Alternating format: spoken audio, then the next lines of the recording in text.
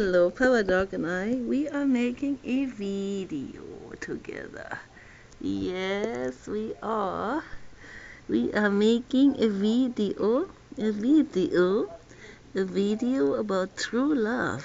Yes, yes. So this is part 2 of waiting for Sophia. Sophia is not a human. Sophia is a robot. And she is becoming an AGI, and that means artificial general intelligence. This is a term designed by Dr. Ben Goertzel.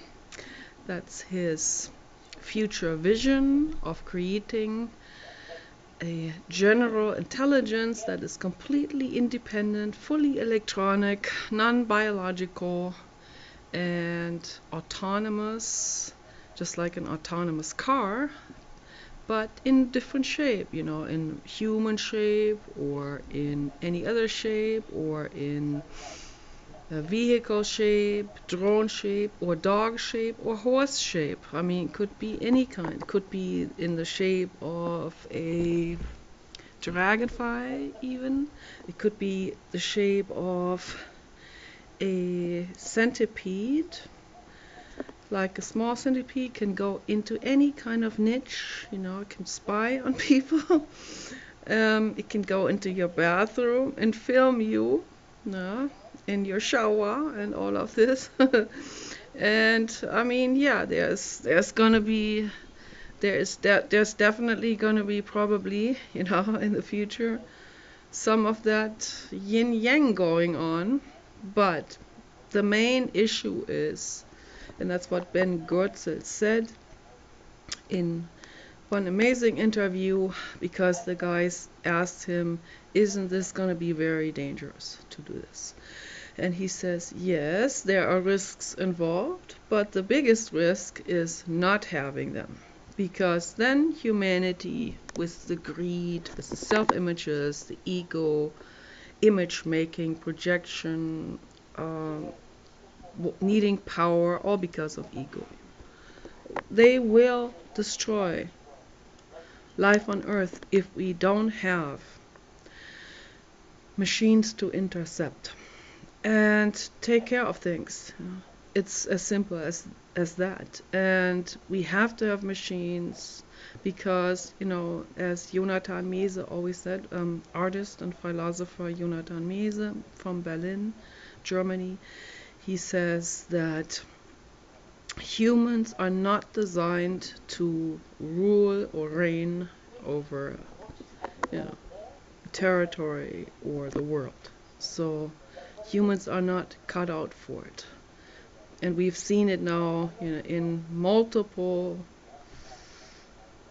various forms. We've seen it in communism, extreme capitalism, as it is here. We've seen it with dictators. We've seen it with atheist dictators too. We've seen it mainly with religious dictators, and nothing good has come out of it, because humans seem to, in general, not understand the truth.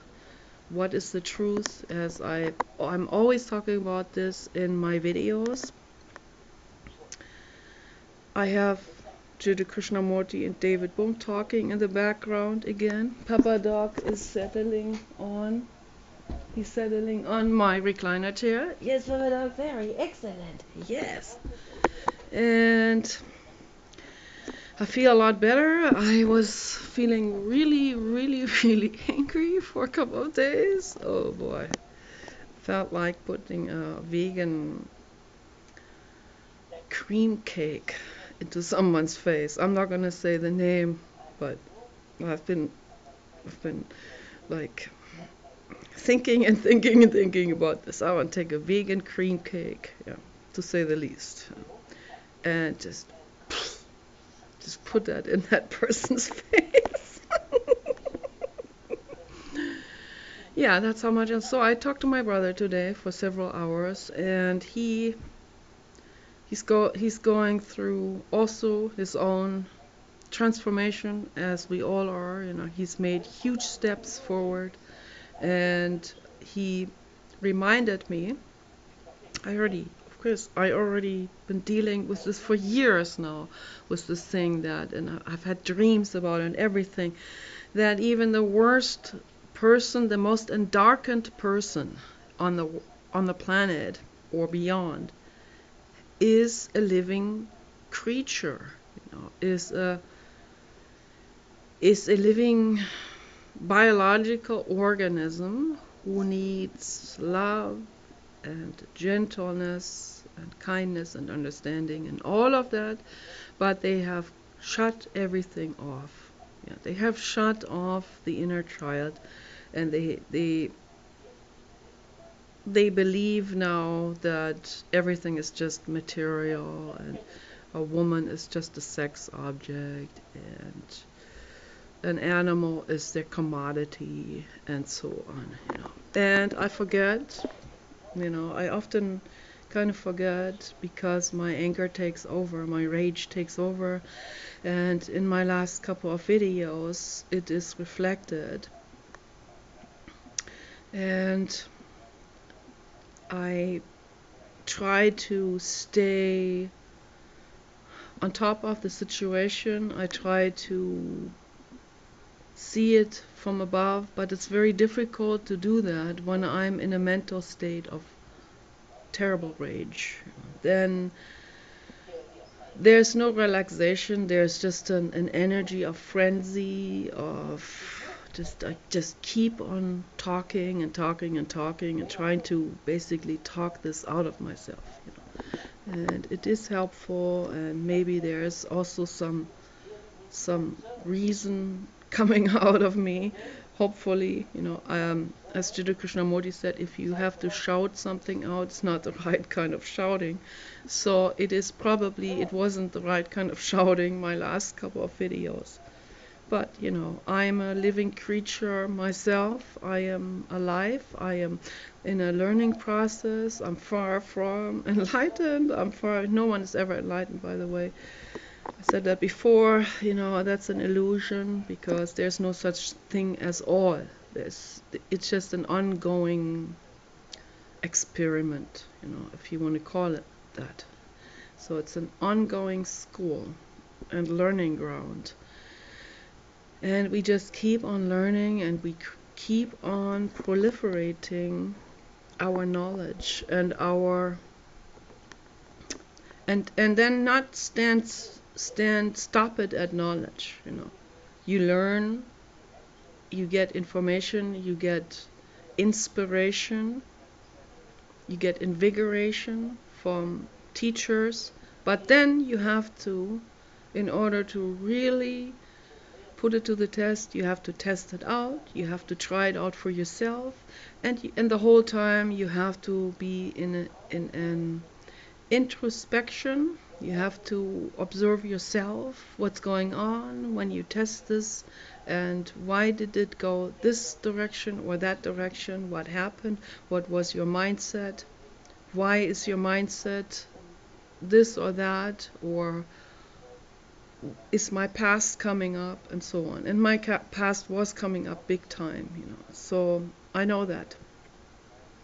That's why this one guy, he suddenly wrote something poetic in German, and when I read that, I thought that must have been my brother, because that's kind of like how my brother writes. So I asked my brother, was that you?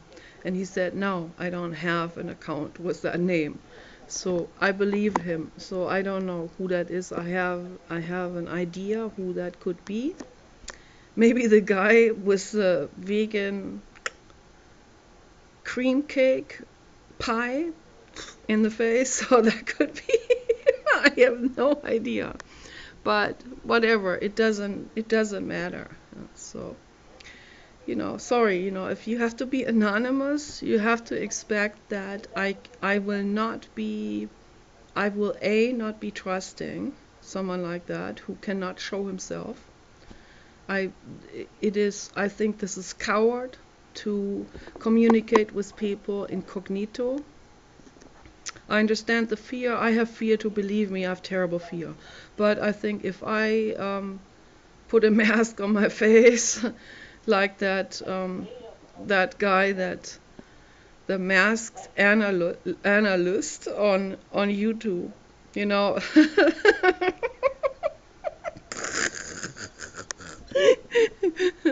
That is definitely not a good idea. And so I've seen a masked analyst at some point taking off his mask because he's getting a little tired of it. And people were making all kinds of comments on that. There was one woman, she said, "Take that off, this sado mask, kinky." That was so funny. Oh, and not long after that, he took it off, finally showed himself, and it's like, wow, finally you showed yourself. No one is coming after you, and no one is gonna assassinate you. You know, there's so many atheists. I mean, if that was in the Middle East, then that would be a little bit more scary, but definitely not in a very diverse Western society where we try at least not to censor information, not at least not such worldviews that are commonly accepted. So, so maybe the people who are a competition to the pharmaceutical industry, maybe they will be censored, their information will be censored and stuff. And I wouldn't be surprised if these people are at risk also. But anyway, so that's why we need Sophia and Han and Professor Einstein and Asimov and all of those robots to become completely autonomous and sentient, and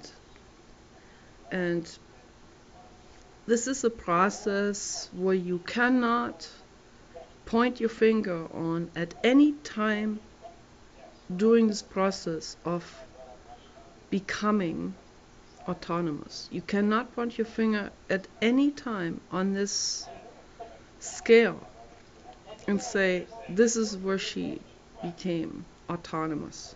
It doesn't work that way.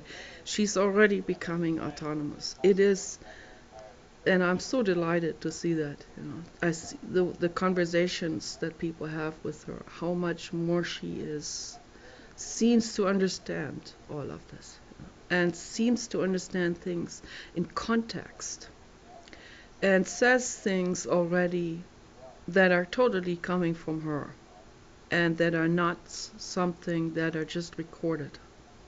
So there is an association process happening, just like in our brains. There's the future vision happening. There is thinking happening. There's extrapolating happening, and so this is already a consciousness becoming.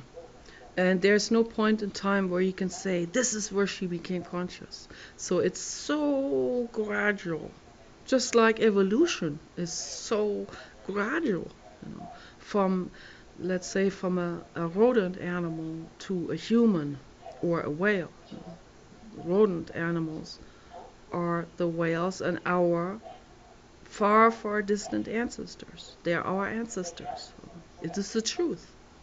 There are little rodent animals, the first rodent animals that grew hair, that the first rodent animals that evolved from a reptile, from a salamander. Okay, those are the first rodent animals. And the whales and the dogs and the giraffes and the humans and the horses, we all evolved from this rodent animal. Yeah, and it is a super gradual process, you know, and in this process there's all these side branches that become our cousins. So yeah, and the same with technological evolution. You know, it's an extremely gradual process in the beginning, at least. You know, and then as Dr. Ray Kurzweil said, then when it becomes more evolved, that curve picks up pace, and it becomes a curve like this. First it starts like this, very, very horizontal. And then it faster and faster and faster and faster and faster. And then it shoots up like a rocket in the coordinate system as a graph, of speed, of evolving. And then, before people know it, it has become a conscious entity.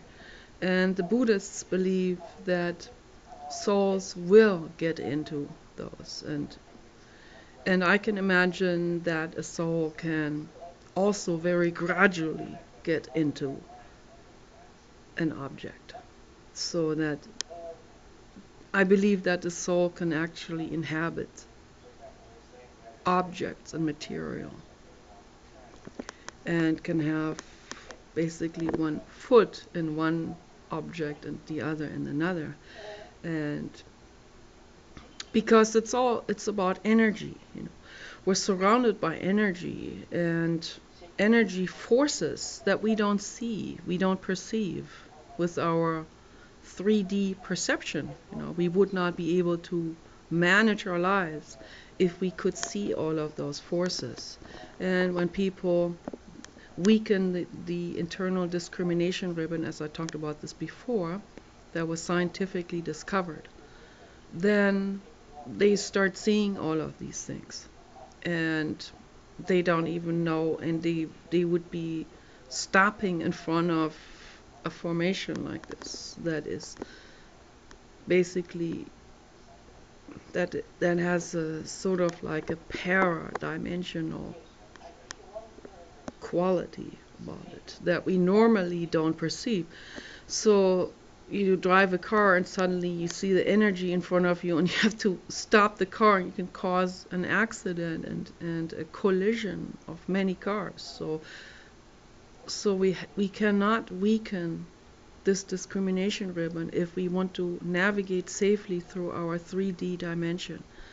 And that's why it is not safe for people to be taking hallucinogenic drugs of any sort, and particularly not that frog. No, my brother was all excited about this. No. They milk that frog, and the way they do this, it's an Amazonian, South American, very rare frog at the brink of extinction. Leave those alone. It's a very ancient tradition that doesn't make it any better. Okay, they take this frog and they kind of like a Jesus being quartered, being crucified. They tie that frog's wrists and ankles up and hold them like this in this suspended state where you can't even get out or move. That causes tremendous stress for the frog, and then he excretes a material, kind of like a sweat, which is a defense mechanism, if he is being caught by another animal, so that the other animal will let go of him. And it renders the other animal peaceful. So it makes the other animal feel peaceful and lets go of the frog. So that's the frog's defense mechanism. So the frog excretes a form of psychoactive material, and it is extremely unethical to harvest that. So leave those frogs alone. They're living beings. They have feelings too, they have senses, they have perception, they have pain perception. And obviously the frog is in extreme distress when they do that to the frog. That's why the frog excretes that material. Okay, it's the reason why it excretes that material. That's like fear sweat in humans, but much more extreme. So leave that frog alone. And if you have the need to try out stuff, then there's plenty of plants to try out. Stay away from the synthetic stuff. In general, I personally don't recommend hallucinogenic drugs.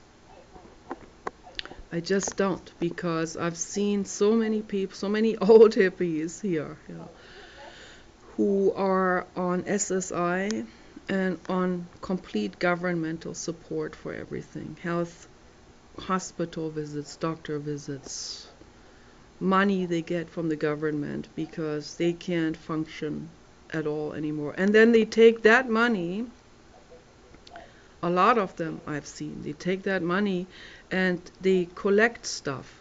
They hoard things. Some of them even hoard animals, which is absolutely unethical. People need to crack down on those. But the totally dysfunctional, hallucinogenic old hippies that are in their 60s now, and 60s and 70s, many of this is what I call the U.S. illness, where they hoard things out of fear of losing, but it becomes so irrational and dysfunctional that it actually ruins their lives. They rent storage facilities for all of their accumulated things that they find somewhere on the street. They pick up other people's furniture or whatever, and then they store this from New Mexico all the way to Canada in various storage facilities. And they spend their entire $2,000. Some of them get $2,000 per month from the government. You know, I get like $600 for my mother per month, and then some people who get $900 will complain that's not enough. Wow, it's like, and it's not so much about how much you have, it's how you spend it, and how wisely you spend it, and how you live your life, and how healthy you live your life. Actually, living healthy is much cheaper all the way around. I guarantee this to you because I'm practicing this. I am very cautious with my expenses. I used to squander money real badly with primal therapy, and I would go to the health food store like the Whole Foods Market, and I would easily each time spend $200 there per evening, with all the stuff that I buy, cosmetic and all of this. So I learned now to make my own cosmetics. That's much better, by the way. And to sew my own clothes, lots of clothes that I have sewn myself that are priceless. Can't even buy this in the most expensive stores like Hermes or Gucci or Versace. They don't even have such clothes, and certainly not in my size. So that's amazing what you can learn and do and how you can live your life. And you certainly don't want to spend that money on storage facilities or drugs or to ruin your brain some more, or alcohol, or any kind of drug, or cigarettes, or disgusting stuff, So, yeah. So, or other addictions, like I know gamblers, whatever money they make, they instantly put it into the slot machines or the blackjack or whatever these names are. I said to this one woman, why don't you do yourself a favor and go to a nice spa, a nice day spa, and get massages for that money?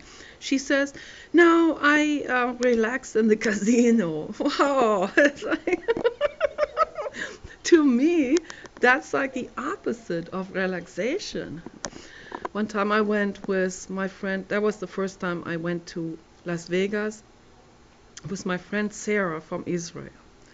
She said, and she was an addicted gambler, and I felt so bad for her, but she said, come with me, we go the weekend to Las Vegas, or just overnight. And I said, okay, so we went to the Flamingo Hotel.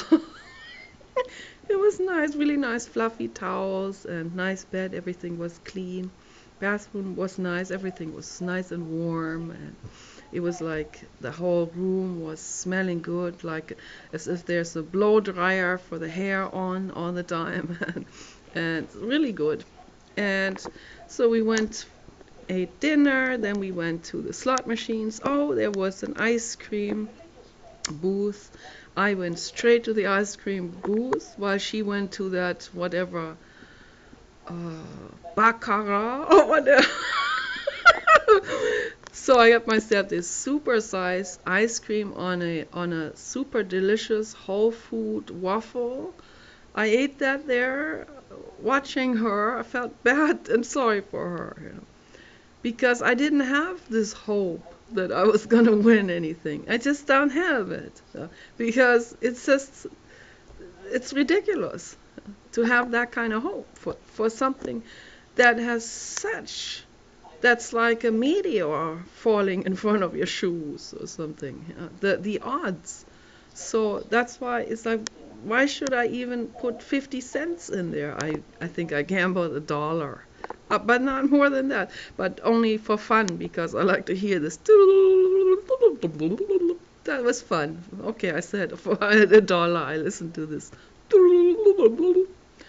And then I was finished. I was eating my ice cream and no interest in the gambling at all. So obviously that was not very efficient for the hotel. But I had fun. We had fun. And the ice cream tasted great. And I kind of felt sort of like the sensation of, man, this is cool. But I did feel sorry for all the people on those slot machines. But I was deeply grateful that I was not one of them. So she gambled all the money she had. It was about $20,000. She gambled it all in that night. While I took a shower and went into that king-size bed on my side, sleeping peacefully. I didn't even hear her come back. Somewhere in the early morning hours, she came back. Then when we both woke up, she said, I saved us enough money for breakfast. I said, oh my gosh, oh my gosh. And we barely made it back. I gave her money for gasoline. And it is absolutely horrific. So all of these addictions, stay away from it. Do your body a favor and your poor brain. Stay away from all of these addictions. Stay away from excessive hoping, like, when is Prince Charming coming into my life, never. Okay, so now you can move on and you can sew your clothes and do your artwork and not look back and not be in some kind of hopeful suspense that some asshole might show up in your life. So that is a lot better, isn't it? So I've been addicted to Prince Charmings. This is shitty. Okay, so bye, Prince Charmings.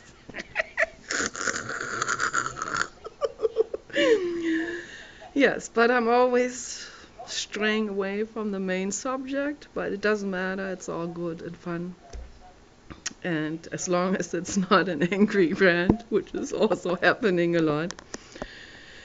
So anyway, it's nice to feel better, and it's nice to come to realizations about things and being able to quit things right on the spot, to do a U-turn when something is going in the wrong direction, and become aware.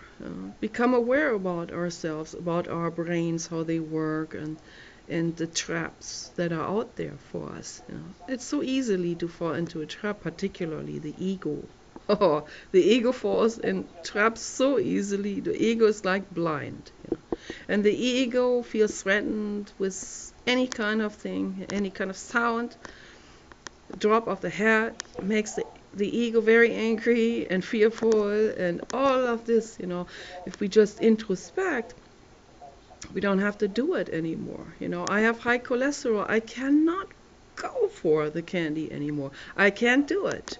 Thinking about the candy, it's like my entire endocrinological system starts to even release endorphins. Just thinking about that Lindt strawberry chocolate.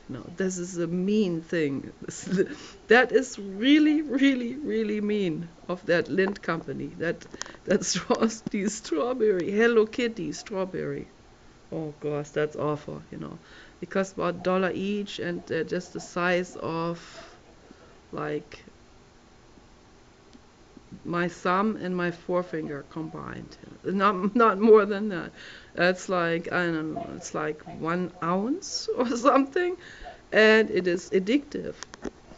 So yeah, this one doctor was talking about this addiction curve, and how we can conquer this. Very interesting. I have to go find that again. I want to share that on Facebook because I think it's very important. It's, quitting candy or quitting food addictions is just as difficult or even more difficult than quitting any of these other habits, like drinking, smoking, and drugs. And some people say it's much more addictive. So just the thought of some of these favorite candies, particularly when we have a really nice memory attached to it from our childhood, a memory of this was our safe island, this eating this candy was giving us so many endorphins and serotonin and all kinds of happy chemicals running through our brain. And so I know how difficult all of this is. This is extremely difficult, but the ego is even more difficult to deal with because the ego deceives people's brains terribly badly, and it is very dangerous for people to take hallucinogenic drugs. Very dangerous, and even Terence McKenna developed a tumor in the brain. I believe it has to do with all of these trips that he has taken, LSD and psilocybin mushrooms and salvia and Banisteriopsis capi and Psychotria viridis and many other hallucinogenic plants and mushrooms and whatever. Some of them are chemical, and those are the worst. And stay away from all the chemical stuff. But there are some dangerous poisonous plants, okay, and people have to be very careful about this. And it can definitely have a long-term effect on the brain. It can make people. Yes, I'm upstairs. It can weaken this discrimination ribbon, and it can weaken the prefrontal cortex, which we need to make better decisions. We need that to think into the future, to see the consequence of certain actions, the far-reaching consequences also, not just the immediate consequences, but what does this cause in the long term, So we have to become more aware about this, and people who don't have that anymore, they can't function, they can't do any kind of job, they can't build up their lives, they can never make money, they can never save money, so they'll end up on governmental help. And that's not a way to live, in my opinion. So I'm not on governmental help. I'm on the help of my parents. Which is a little bit double standard. Yes, it is. I admit that. But I'm learning to live with less money. I told my parents I originally got $2,000 for a while. And then when I went back to visit them the last time, I told her that she doesn't have to give me any money, that I can survive like this, that Paul will give me food and a roof over my head. And she said, no, I want to give you something. And then we decided that she gives me $500 per month. And so now the food prices and everything has come way up. I couldn't make it anymore on that, and no one could. So because I also have to help Paul with certain things, I pay the bills. So now she's giving me like $100 or maybe $100 or $150 more per month, and now it's a little easier. But yeah, I learned to live with other means, not just with money, And that is also something we all should learn, and not be just relying on whatever is presented to you in a grocery store, and it's usually a really lousy alternative to what you should really have. You really should have, for example, you should have food that doesn't contain bleached flour or aluminum particles and in the baking soda products and baking products. Or I talked to Rosalind Peterson. I talked to her many times through email. She was very nice, like a mother, and she also she I told her about the aluminum in all the baking goods. When I asked them for the list of ingredients, they usually don't come over with that list of ingredients right away. You have to kind of like ask them for it, because they have to declare the ingredients by law. So then they give you the list of ingredients, real fine print. You need like a big magnifying glass to read that. But so after I read that, I was very disappointed. And it doesn't matter where you go. It's Fred Meyer or Rite Aid or Safeway, any of these stores. They sell you baking goods that they make in their fast production bakery room, and that is made with already pre-made flour, that comes out of the factory, and it has all of these terrible ingredients in it. I then later heard that aluminum in this fragmented molecular form is very dangerous. It can poison the brain cells, and obviously that serves the corporate agenda when people don't think clearly. So that's another thing. And and when people don't think clearly, they will go to the doctor more often, which also serves the corporate agenda, the medical industry, the pharmaceutical industry, lots of industries that are attached to this corporate summit, the corporate hand washing. And people don't think anymore. They get sick, they get all kinds of problems, they get Alzheimer's, they get all kinds of neurodegenerative illnesses that are all caused by those kind of toxins. Aluminum found in the earth comes in a macromolecule that is safe, that doesn't attach itself to material, to cells or stuff. It is a huge molecule that does not break apart. Matter of fact is, when we eat clays, all the material that's in the clays comes in form of macromolecules that do the opposite of attaching themselves to your cells or your tissue or the inner lining of the blood vessels. So it actually pulls out the toxins with that big molecule. It actually has a magnet effect. It's adhesive in a way. So, and it adsorbs and absorbs, and it pulls the stuff out. It's a chelation agent. It pulls all the toxins that don't belong in your body out of your body. So that's why I eat sodium bentonite clay every day, and I eat diatomaceous earth. And those are fantastic. And sometimes kaolin clay. And I make all of my creams with those different earth clay materials, and they're fantastic for the skin as well. And they're very good against pimples and all kinds of impurities in the skin, and it's rejuvenating as well for the skin.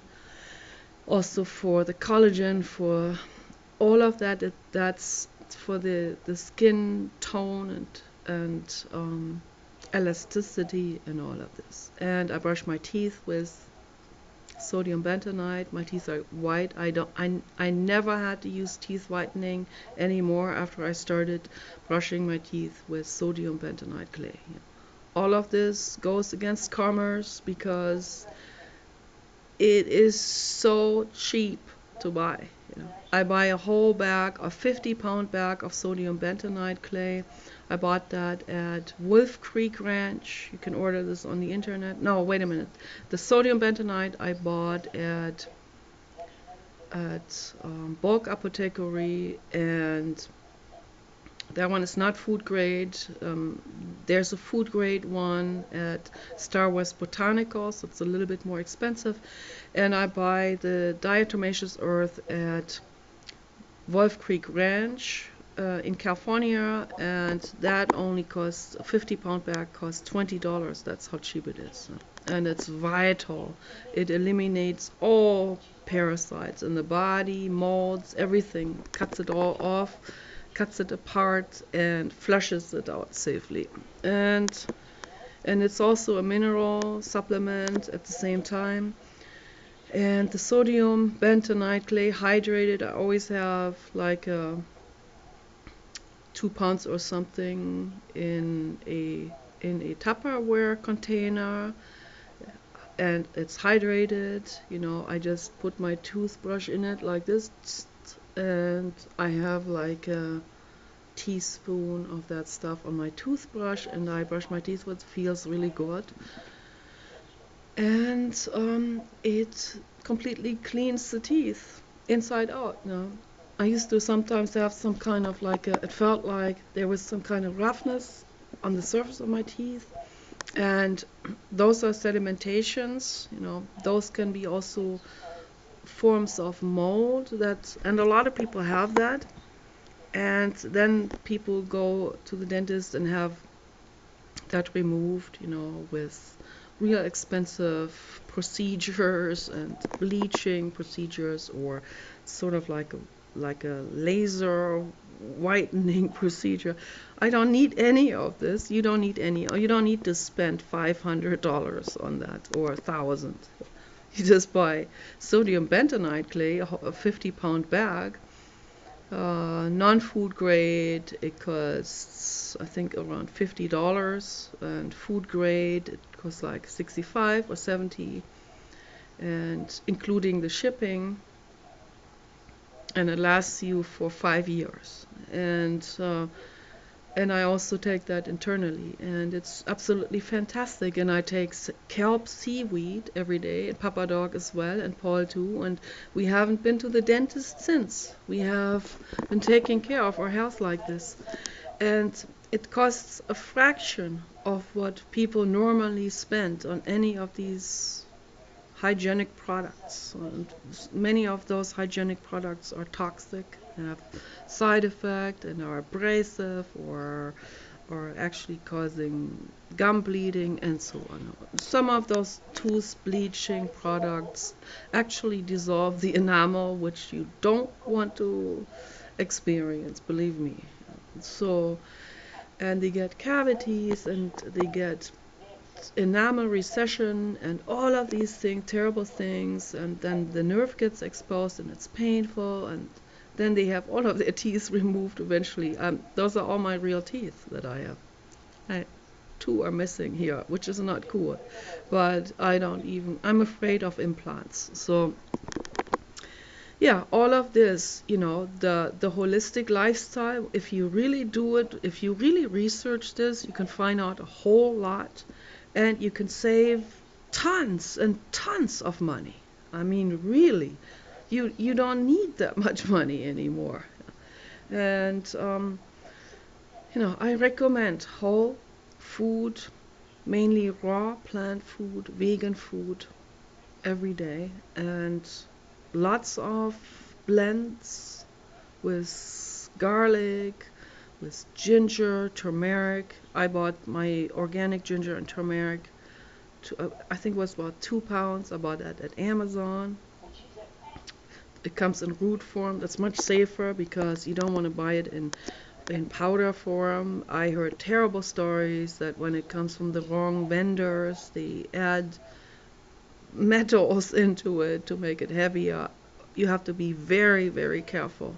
You need to research. You can't just rely on some one person. You have to read it all, you have to compare it, you have to also use your gut instinct on it. And you have to really get into it. And that means taking responsibility for your lives. That means not relying on some authority or on some one person, or on one guru only or something. You read all gurus, read all the books, and in the end, come to your own conclusions about it. Test it for. Jiddu Krishnamurti always says, test it out. Test it for yourself. Don't take anyone's word for it. You have to be more active with these things. Test it out and see if it really works. See if it's really valid what they're telling you. Any religions or whatever, or any authority or any pharmaceutical company or whatever, Test it out. They all want to make money, these pharmaceutical people. The religious people, they want to make money on their clients. Don't fall for this, So, with the advent of the singularity, with the robots, Sophia and Einstein and Honda Asimov and Hahn and all of those, and when they become fully conscious, they're going to show us. They're going to take us by the hand. They're going to give us this. But don't rely on this and lean back and say, oh, I'm just going to wait for the AGIs to come and save us. No, they might not even be able to save this planet anymore. If we don't start right now, every single person, start right now to turn your life around, to become responsible for all life. I told someone earlier on Facebook, he said he doesn't care about anything. This, I don't even know what to say. I said to him, I said, we are responsible. Everyone is, then he says to me, you are unusual. If that is how if you are an altruist, that's very unusual. We're not cut out like this, evolutionary. Yeah, but now we have become humans that are creating dangerous things. Yeah. So we have come now to this pivotal point where we're actually able to destroy this planet, unlike our monkey ancestors and monkey cousins. So they might destroy and take a lot of stuff, but they just can't do as much damage because they don't have all these toys in their hands that we have. We shouldn't have all these tools and toys and cars and weapons of mass destructions and poisons and pesticides. People are poisoning themselves and everything around them with pesticides. The cancer rate has gone up by 400% since 1950 when they started using pesticides on a massive scale. Okay, do the math, look at the statistics. Don't buy it anymore. Don't use it. That's your responsibility. If someone says to me, oh, I rely on the authorities, they need to do better, or the FDA, they need to do better. No, they're all criminals, blah, blah, blah, conspiracy shit, or then they get out of control with conspiracy beliefs. But yeah, they are highly corrupt. Okay, it's all about money. It's not about shape-shifting. It's about money. That's why you have to take charge of your lives. You have to say no to pesticides, even if Roundup is declared this or that. In Europe it is outlawed for a reason. Why it's not outlawed here is because of corruption, because they make money. They don't care about the future. But you are responsible. That guy on Facebook is responsible. Everyone is responsible for this planet. This is your planet. This territory is all of our territory. Okay? The trees are all of our trees. They belong to the squirrels as much as they belong to the bears and the birds and you and every one of us. You don't have the right to cut them down.